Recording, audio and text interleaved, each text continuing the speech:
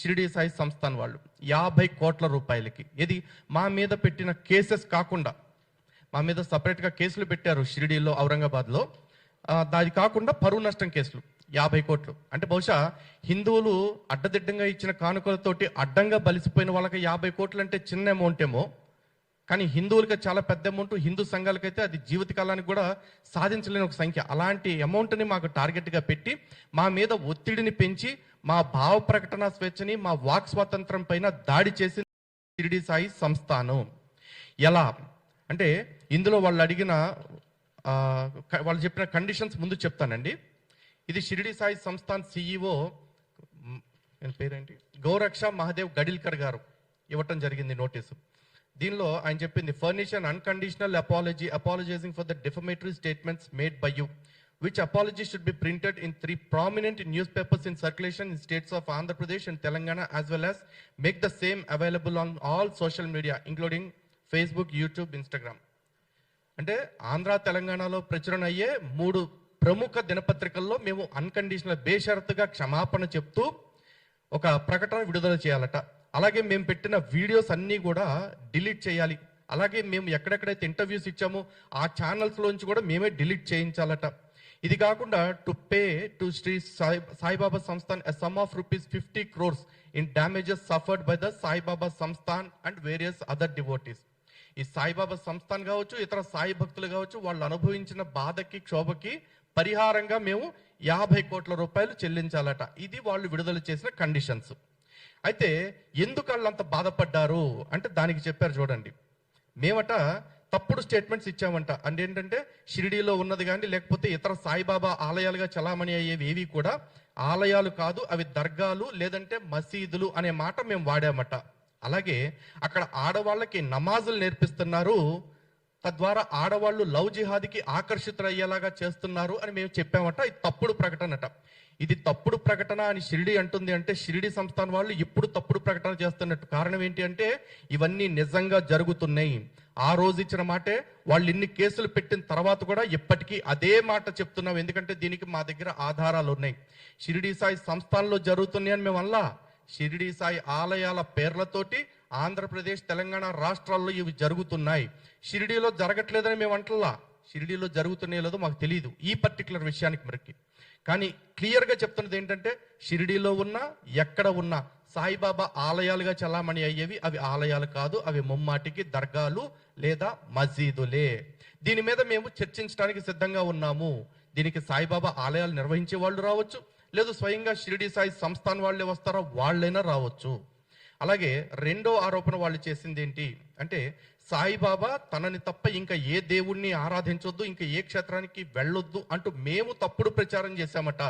ఇప్పుడే కరుణాకర్ గారు కొన్ని చెప్పడం జరిగింది. షిరిడియే మనకి పండరీపురము, షిరిడియే బదరి, కేదారం, రామేశ్వరం, గయా, ఇంకా అన్ని చెప్పటమే కాకుండా చివరికి గంగా, గోదావరి తీర్థయాత్రలు కూడా చెయ్యొద్దు అని చెప్పి ఆ పుస్తకంలో రాశారు. అంటే 2 సంవత్సరాల క్రితం మనకి ఏదైతే కుంభమేళా జరిగిందో ఆ కుంభమేళా హిందువులందరూ కూడా పిచ్చెక్కెళ్ళారు, అన్ని కోట్ల మంది. గంగ తన పాపాలు పోగొట్టుకోవటానికి బాబా పాదాల దగ్గరికి వెళ్తుంది అని రాశారు. నిజంగా గంగ అంటే మనకి ఎంత పవిత్రమైంది. విష్ణు పాదోద్భవీం గంగా అని శాస్త్రం చెప్తుంది. విష్ణువు యొక్క పాదాల నుంచి వచ్చిన గంగని మనం తాకినంత మాత్రాన, ఇంకా చెప్పాలంటే గంగా గంగా గంగా అని స్మరిస్తే కూడా మన కొన్ని పాపాలు తెలియకుండానే పోతాయని శాస్త్రం చెప్తుంది. అలాంటి గంగకి పాపాలు అంటించి మన దేవీ దేవతల్ని, మన క్షేత్రాలని, మన ఆలయాల్ని, మన అవతార పురుషుల్ని అవమానిస్తుంది ఈ సాయి సంస్థాను, సాయి భక్తులు. కావాలంటే వెనకాల ముద్రించిన ఆ ఫొటోస్ కూడా చూడండి ఒకసారి. సాయిబాబా శివలింగం మీద కూర్చుంటాడు, సాయిబాబా ఆదిశేషుడి మీద కూర్చుంటాడు, సాయిని రాముడు అంటారు, సాయిని కృష్ణుడు అంటారు. మా రాముడు కృష్ణుడి గురించి పుస్తకాలు చాలా గొప్పగా చెప్పాయండి. పుంసాం మోహన రూపాయ పుణ్య శ్లోకాయ మంగళం అని చెప్పారు. మరి ఇక్కడ బాబాని రాముడు అవతారంలో చూస్తుంటే తినే పిల్లోడు తినటం కూడా మానేసేలాగా తయారు చేసేసారు. ఇవి మేము ప్రశ్నించకూడదు. మా ధర్మాన్ని వీళ్ళు ఎంతైనా అవమానించవచ్చు, మా దేవీ దేవతలను ఎంతైనా కించపరచవచ్చు. మేము తిరిగి ప్రశ్నిస్తూ ఎలా రాముడయ్యాడు, ఎలా కృష్ణుడయ్యాడు అని అడిగితే దానికి సమాధానం చెప్పకపోగా ఇలాంటి తప్పుడు కేసులు మా పైన పెట్టారు.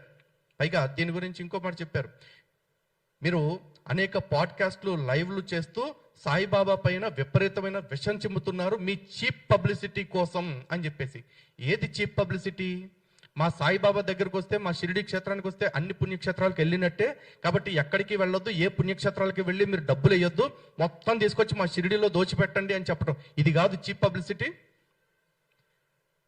మాకు 12 జ్యోతిర్లింగాలు ఉన్నాయి, అన్ని చోట్ల శివుడే ఉంది. కానీ ఏ ఒక్క క్షేత్రం కూడా ఇక్కడ ఒక్క చోట చూస్తే మిగతా 11 క్షేత్రాలు చూసినట్టే అనట్లా. 18 శక్తిపీఠాలు ఉన్నాయి, ఒక్క శక్తిపీఠానికి వెళితే మిగతా 18 చూసినట్టే అనట్లా. 108 దివ్య దేశాలు ఉన్నాయి, ఏ ఒక్కళ్ళు కూడా ఒక్క క్షేత్రాన్ని చూస్తే మిగతా 107 చూసినట్టే అనట్లా. అని ఒక్క సాయి సంస్థానం, సాయి భక్తులు మాత్రం ఏం ప్రచారం చేస్తున్నారు, మీరు ఏమీ చూడక్కర్లేదు, కేవలం షిరిడీకి వస్తే అన్ని చూసేసినట్టే, సాయిని ముక్తి అందరినీ కొలిచేసినట్లే అంటూ తప్పుడు ప్రచారం చేస్తుంది, చీప్ పబ్లిసిటీ చేస్తుంది షిరిడీ సాయి సంస్థాన్. మరి ఈ చీప్ పబ్లిసిటీని మేము ప్రశ్నించొద్దా? అంటే హిందూ సంఘాలు అని పెట్టుకుని ఎంతసేపు అన్యమతస్తుల మీద మాట్లాడటం అనుకుంటున్నారా? స్వధర్మానికి హాని చేస్తున్న వాళ్ళ మీద కూడా మేము యుద్ధం చేస్తాం. యుద్ధం చేయాల్సి వస్తే కాలకేయుల మీద చేయాల్సిందే, కట్టప్ప విషయంలోనూ జాగ్రత్తగా ఉండాల్సిందే, లేకపోతే ఆ కట్టప్పే ప్రాణం తెస్తాడు. వీళ్ళు కట్టప్ప బ్యాచ్, సాయి భక్తులు, సాయి సంస్థానం వాళ్ళు కట్టప్ప బ్యాచ్ లాగా తయారయ్యారు. అందరూ జాగ్రత్తగా ఉండండి. ఇలాంటి కట్టప్పలు ఇంకా చాలా మంది ఉన్నారు. ఇలాంటి వాళ్ళ నుంచి ధర్మాన్ని కాపాడుకోవాలనే లక్ష్యంతో ఏర్పడిందే స్వచ్ఛ సనాతన వేదిక. ఈ లక్ష్యాన్ని కూడా అర్థం చేసుకోండి. అలాగే ఇంకొక మాట అంటున్నారు, అసలు సాయిబాబా లాంటి గురువు లేడు, సాయిబాబా లాంటి దేవుడు సనాతన ధర్మంలో లేడు అని మేము అన్నామట. అప్పుడు చెప్పాం, ఇప్పుడు చెప్తున్నాం. సాయిబాబాని మళ్ళీ సాయి సంస్థానం వాళ్ళని ప్రశ్నిస్తున్నాం. సాయిబాబా కొంతమంది దేవుడు అనుకుంటున్నారు, కొంతమంది దేవుడు కాకపోతే కనీసం ఒక మంచి గురువు అనుకోండి అంటున్నారు. ఓకే, గురువు అనుకోవటానికి కూడా నాకు అభ్యంతరం లేదు. కానీ ఎలా అనుకోవాలి?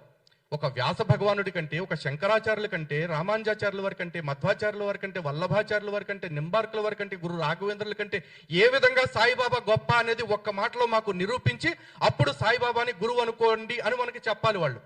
అవి ఏవి చెప్పకుండా మేము అనుకుంటున్నాం కాబట్టి మీరు కూడా అనుకోండి అంటూ హిందువుల మీద రుబాబు చేస్తా ఉన్నారు. అలాంటి ప్రశ్నలు వేస్తున్న హిందువులని భయపెట్టి బెదిరించి వాళ్ళ దారిలోకి తెచ్చుకుని మొక్కించాలని చూస్తున్నారు. ఎలా అయితే పాషండ మతాలు మోసం చేత భయపెట్టి ఆశ పెట్టి మత మార్పిడి చేస్తాయో వీళ్ళు కూడా అలాంటివే చేస్తా ఉన్నారు.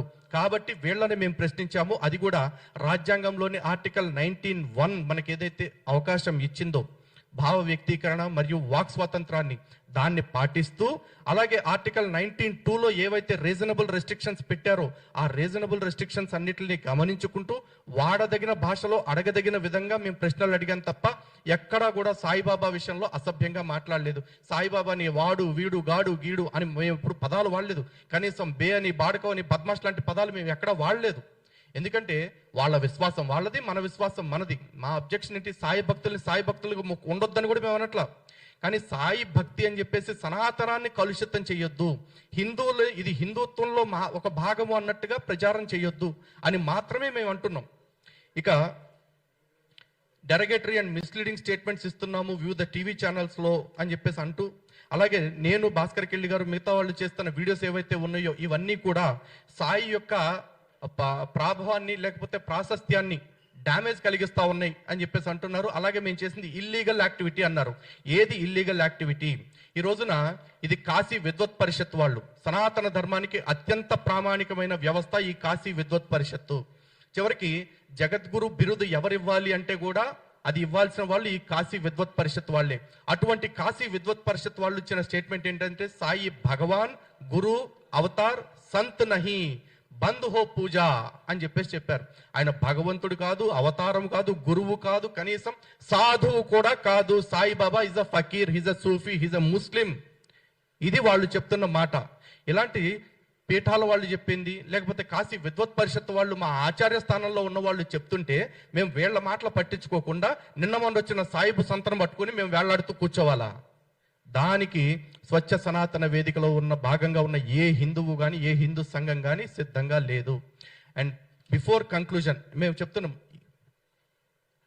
అలాగే ఆల్ ఇండియా సాయి సమాజ్ వాళ్ళు కావచ్చు, లేకపోతే భాగ్యనగర్లోని సాయిబాబా సంస్థానికి సంబంధించిన ఆలయాల వాళ్ళు కావచ్చు, చాదర్ఘాట్ వాళ్ళు కావచ్చు, మద్రాస్ హైకోర్టులో, అదేవిధంగా తెలంగాణ హైకోర్టులో, ఉమ్మడి ఆంధ్రప్రదేశ్ హైకోర్టులో వాళ్ళు పిటిషన్స్ ఇచ్చారు. చాలా స్పష్టంగా వాళ్ళ అఫిడవిట్స్ లో ఏం చెప్పారంటే సాయిబాబా హిందూ దేవుడు కాదు, సాయిబాబా ముస్లిం.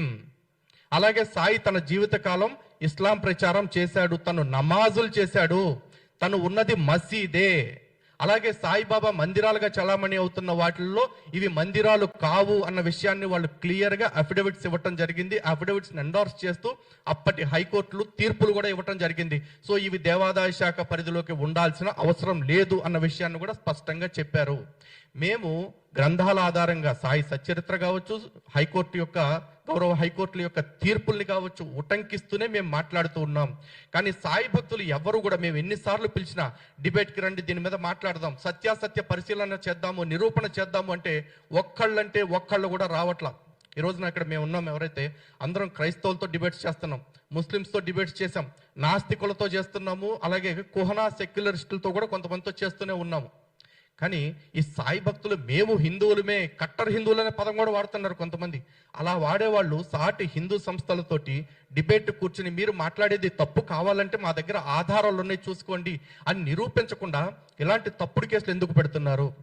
కాబట్టి మరొక్కసారి మేము పునరుద్ఘాటన చేసేది ఏంటంటే సాయిబాబాకి సనాతన ధర్మానికి సంబంధం లేదు. సాయిబాబా ముస్లిం, సాయి ఆలయాలుగా చలామణి అవుతున్నవి ముమ్మాటికి దర్గాలే, కాదు కూడదు అనుకుంటే మసీదులు అనుకోండి, మాకు అభ్యంతరం లేదు. అలాగే సాయి కరుడుగట్టిన ముస్లిము ఉన్మాద ముస్లిం, అంటే తను ఇస్లాంని అందరి చేత ఆచరింప చెయ్యాలి అనుకున్నాడు. ఈ విషయాలు ఎక్కడా కూడా మేము మార్చట్లేదు స్టేట్మెంట్స్. అలాగే సాయి తన దగ్గరకు వచ్చిన ప్రతి వాళ్ళని కూడా ఇస్లాం పట్ల ఆకర్షితులుగా చేయడానికి ప్రయత్నం చేశాడు, దానికి కూడా మా దగ్గర ఆధారాలు ఉన్నాయి. అండ్ సాయి ఆలయాల విషయంలో ప్రతి ఒక్కళ్ళు గుర్తుపెట్టుకోండి, హిందువులకి సాయి ఆలయాలకి సంబంధం లేదు.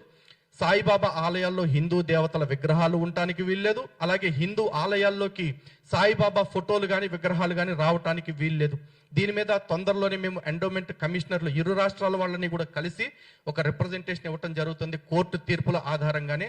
అంతేకాదు క్షేత్రస్థాయి పోరాటాలకి, అవసరమైతే దీని మీద నిరసన దీక్షలకి, సాయి భక్తుల్ని ప్రశ్నించడానికి, మరో రకమైన క్షేత్రస్థాయి కార్యాచరణకి కూడా మేమందరం సంసిద్ధంగా ఉన్నామని తెలియజేసుకుంటూ సెలవు తీసుకుంటున్నాను. అందరికీ ధన్యవాదాలండి.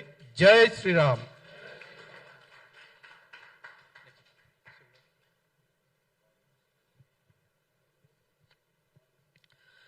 అందరికీ నమస్కారం అండి. నా పేరు భాస్కర్ కిల్లి, హైందవి స్వరాజ్ అధ్యక్షుడిని. ఇక్కడ చాలామంది అనుకుంటుంది ఏంటి అంటే మేమేదో సాయిబాబాకి వ్యతిరేకమని, లేకపోతే సాయి భక్తులకి వ్యతిరేకమని, సాయి ఆలయాలకు వ్యతిరేకమని ఒక రకమైన అభిప్రాయం అయితే చాలామందికి ఉంది. చాలామంది భక్తులు కూడా బయట అదే ప్రచారం చేస్తున్నారు. జనరల్గా ఏమనుకుంటారు అంటే, అరే వీళ్ళు ఎందుకు కేసులు పెడతారు, కేసు అంటే ఏదో ఒకటి తప్పు చేసే ఉంటారు అన్నట్టుగానే చాలామందికి ఉంటుంది. కానీ అవన్నీ కూడా మన తాలూకు మిత్రులందరూ ఒక్కొక్కటి క్లియర్ చేసుకుంటూ వెళ్తున్నారండి. అయితే సాయిబాబా దాదాపుగా ఉన్న దగ్గర నుంచి ఇప్పటి వరకు కూడా ఒక చర్చ అయితే మాత్రం చాలా గట్టిగా జరుగుతూ ఉంది. అదేంటి అంటే సాయిబాబా